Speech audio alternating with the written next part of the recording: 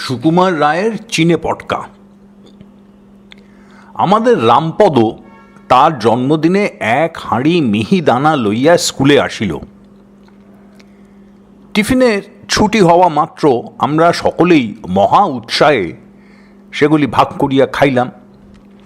খাইল না কেবল পাগলা দাশু। পাগলা দাশু যে মিহিদানা খাইতে ভালোবাসে না তা নয়, কিন্তু রামপদকে সে একেবারেই পছন্দ করিত না। দুজনের মধ্যে প্রায়ই ঝগড়া চলিত। আমরা রামপদকে বলিলাম, দাশুকে কিছু দে। রামপদ বলিল, কিরে দাশু, খাবি নাকি? দেখিস খাবার লোভ হয়ে থাকে তো বল, আর আমার সঙ্গে কোনোদিন লাগতে আসবি নে, তাহলে মিহিদানা পাবি। এমন করিয়া বলিলে তো রাগ হইবারই কথা। কিন্তু দাশু কিছু না বলিয়া গম্ভীরভাবে হাত পাতিয়া মিহিদানা লইল। তারপর দারোয়ানের ছাগলটাকে ডাকিয়া সকলের সামনে তাহাকে সেই মিহিদানা খাওয়াইল। তারপর খানিকক্ষণ হাঁড়িটার দিকে তাকাইয়া কি যেন ভাবিয়া মুচকি মুচকি হাসিতে হাসিতে স্কুলের বাহিরে চলিয়া গেল। এদিকে হাঁড়িটাকে শেষ করিয়া আমরা সকলে খেলায় মাতিয়া গেলাম। দাশুর কথা কেউ আর ভাবিবার সময় পাই নাই। টিফিনের পর ক্লাসে আসিয়া দেখি দাশু অত্যন্ত শান্ত শিষ্টভাবে এক কোণে বসিয়া আপন মনে অঙ্ক কষিতেছে।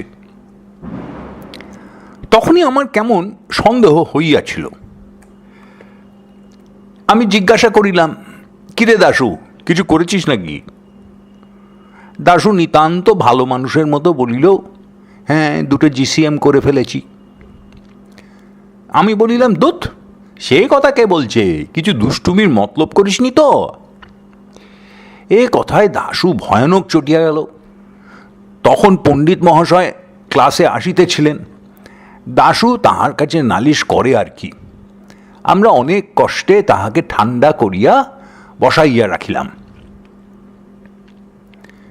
পণ্ডিত মহাশয় মানুষটি মন্দ নহেন। পড়ার জন্য প্রায়ই কোনো তাড়াহুড়ো করেন না।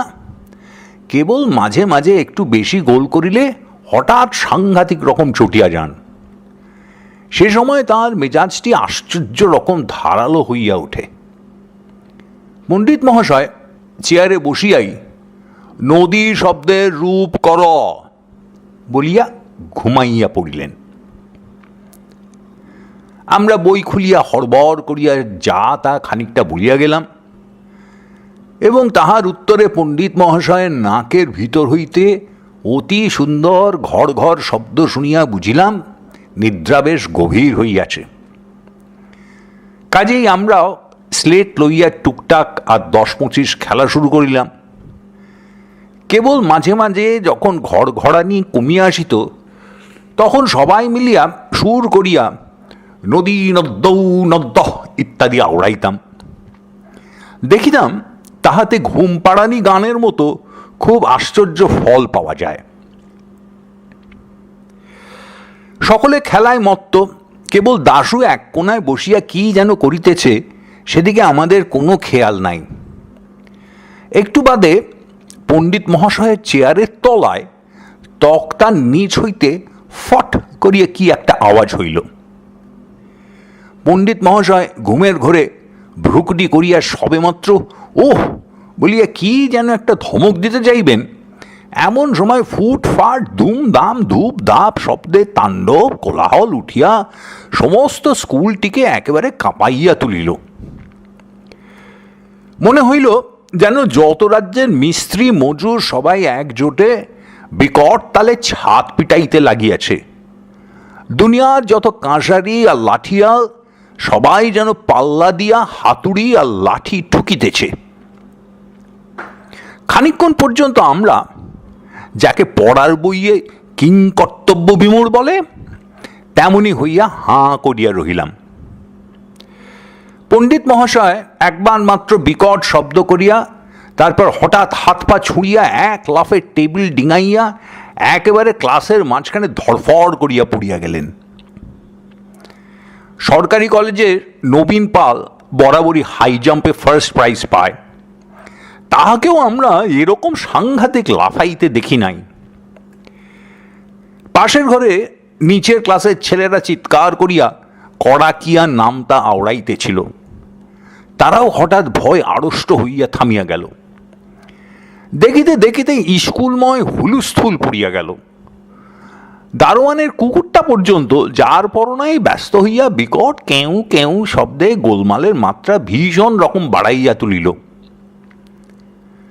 মিনিট পাঁচেক ভয়ানক আওয়াজের পর যখন সব ঠান্ডা হইয়া আসিল, তখন পণ্ডিত মহাশয় বলিলেন, কিসের শব্দ হইয়াছিল দেখো। দারোয়ানজি একটা লম্বা বাঁশ দিয়া অতি সাবধানে আস্তে আস্তে তক্তার নিচ হইতে একটা হাঁড়ি ঠেলিয়া বাহির করিল। রামপদর সেই হাঁড়িটা। তখনও তাহার মুখের কাছে একটুখানি মিহিদানা লাগিয়াছিল। পণ্ডিত মহাশয় ভয়ানক ভ্রুকুটি করিয়া বলিলেন, এ হাঁড়িটা কার? রামপদ বলিল, আজ্ঞে আমার। আর কোথা যায়, অমনি দুই কানে দুই পাক। হাঁড়িতে কি রেখেছিলি? রামপদ তখন বুঝিতে পারিল যে গোলমালের জন্য সমস্ত দোষ তাহার ঘাড়ে আসিয়া পড়িতেছে। সে বেচারা তাড়াতাড়ি বুঝাইতে গেল, আগে ওর মধ্যে করে মিহিদানা এনেছিলাম। তারপর মুখের কথা শেষ না হইতেই পণ্ডিত মহাশয় বলিলেন, তারপর মিহিদানাগুলো চিনে পটকা হয়ে ফুটতে লাগলো না, বলিয়াই ঠাস ঠাস করিয়া দুই চড়। অন্যান্য মাস্টারেরাও ক্লাসে আসিয়া জড়ো হইয়াছিলেন। তাহারাও এক বাক্যে হাঁ হাঁ করিয়া রুখিয়া আসিলেন। আমরা দেখিলাম বেগতিক। বিনা দোষে রামপদ বেচারা মার খাই বুঝি। এমন সময় দাশু আমার স্লেটখানা লইয়া পণ্ডিত মহাশয়কে দেখাইয়া বলিল, এই দেখুন, আপনি যখন ঘুমোচ্ছিলেন তখন ওরা স্লেট নিয়ে খেলা করছিল। এই দেখুন টুকটাকের ঘর কাটা। স্লেটের উপর আমার নাম লেখা। পণ্ডিত মশাই আমার উপর প্রচণ্ড এক চড় তুলিয়াই হঠাৎ কেমন থতমত খাইয়া গেলেন। তারপর দাশুর দিকে কটমট করিয়া তাকাইয়া বলিলেন, চোপড়াও, কে বলেছে আমি ঘুমোচ্ছিলাম? দাশু খানিকক্ষণ হাঁ করিয়া বলিল, তবে যে আপনার নাক ডাকছিল। পণ্ডিত মহাশয় তাড়াতাড়ি কথাটা ঘুরাইয়া বলিলেন, বটে, ওরা সব খেলা করছিল, আর তুমি কি করছিলে? দাশু অম্লান বদনে বলিল, আমি পটকায় আগুন দিচ্ছিলাম। শুনিয়াই সকলের চক্ষু স্থির। ছোকরা বলে কি? প্রায় আধ মিনিট খানে কাহারও মুখে আর কথা নাই। তারপর পণ্ডিত মহাশয় হঠাৎ একেবারে হুঙ্কার দিয়া বলিলেন, কেন পটকায় আগুন দিচ্ছিলে? দাশু ভয় পাইবার ছেলেই নয়। সে রামপদকে দেখাইয়া বলিল, ও কেন আমায় মিহিদানা দিতে চাচ্ছিল না? এরূপ অদ্ভুত যুক্তি শুনিয়া রামপদ বলিল, আমার মিহিদানা, আমি যা ইচ্ছা তাই করব। দাশু তৎক্ষণাৎ বলিয়া উঠিল, তাহলে আমার পটকা আমিও যা ইচ্ছা তাই করব। এরূপ পাগলের সঙ্গে আর তর্ক করা চলে না। কাজেই মাস্টারেরা সকলেই কিছু কিছু ধমক ধামক করিয়া যে যার ক্লাসে চলিয়া গেলেন।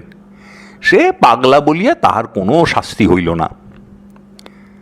ছুটির পর আমরা সবাই মিলিয়া কত চেষ্টা করিয়াও তাহার দোষ বুঝাইতে পারিলাম না। সে বলিল, আমার পটকা রামপদর হাঁড়ি। যদি আমার দোষ হয় তাহলে রামপদরও দোষ হয়েছে, ব্যাস, ওর মার খাওয়াই উচিত।